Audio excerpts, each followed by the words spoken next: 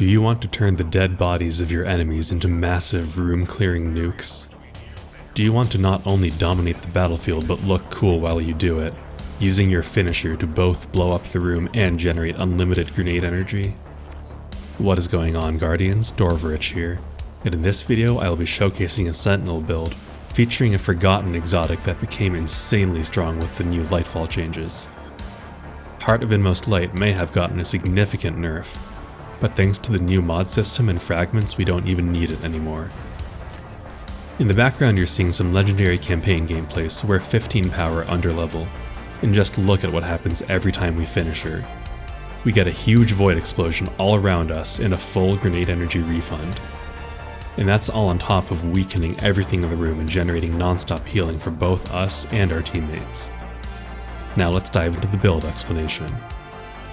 At the center of this build is one of the strongest aspects in Destiny, Controlled Demolition. This aspect applies the volatile debuff to anything we hit with an ability or a volatile explosion and heals us and our teammates when the explosions happen. We're going to be spreading a lot of volatile, so these explosions will be going off left and right, melting groups and giving us chunky heals. Our second aspect, Offensive Bulwark, accelerates our grenade cooldown and buffs our melees while we have a void overshield. This aspect is not important to the build since we're not generating a lot of overshields, but the extra fragment slot over Bastion is essential since this build is so tight on fragments.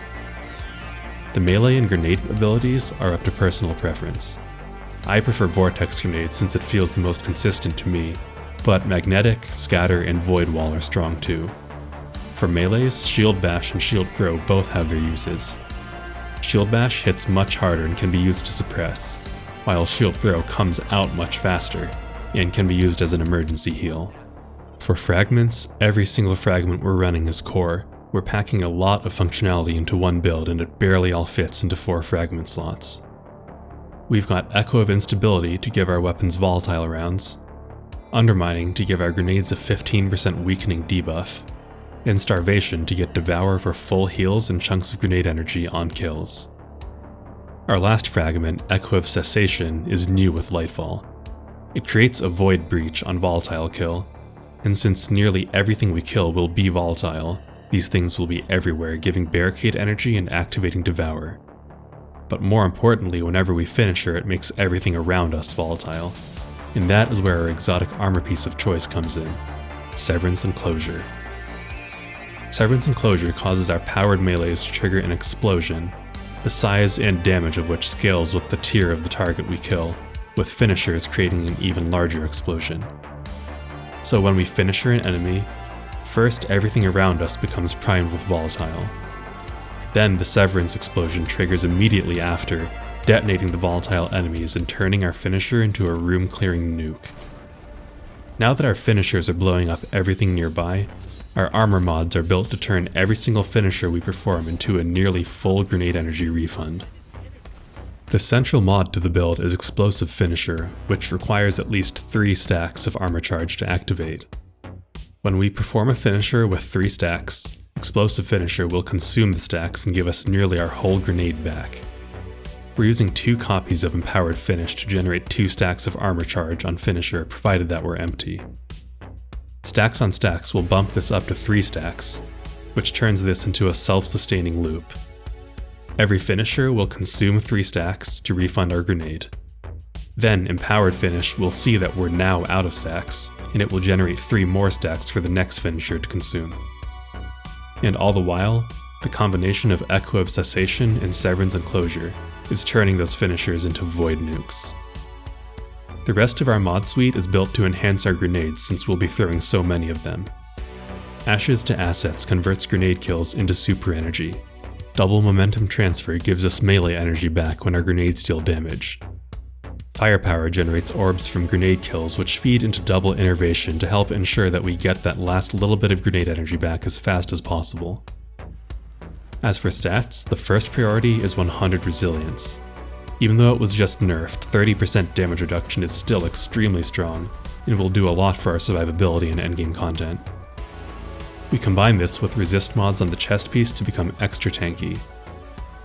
I like to use a melee resist by default since we're always running in for a finisher, a concussive because splash damage can be difficult to avoid, and a harmonic resist in the last slot because it's easy to fit. These can and should be adjusted for activities with a threat element. Our second priority is discipline to help get that last bit of grenade energy back, followed by strength because none of the other stats really do anything for us. As for weapons, there's some flexibility. Since we're aiming to capitalize on volatile rounds with controlled demolition, a void weapon should be our main workhorse. I particularly like the Unforgiven SMG from the Duality dungeon, since its perk pool is excellent for this build.